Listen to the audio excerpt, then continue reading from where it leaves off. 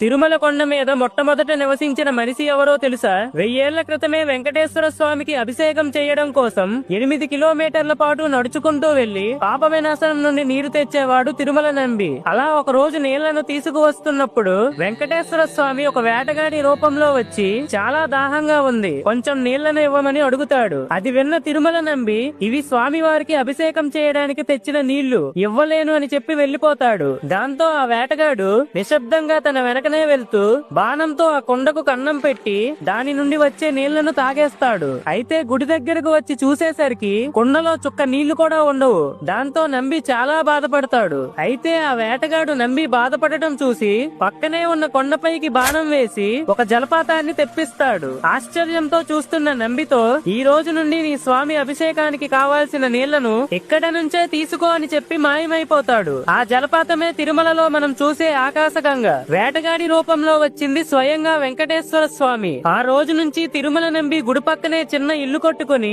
మొట్టమొదటి తిరుమల నివాసి అయ్యాడు. ఫ్రెండ్స్, గోవిందా గోవిందా అని కామెంట్ చేయండి. Download ShareChat.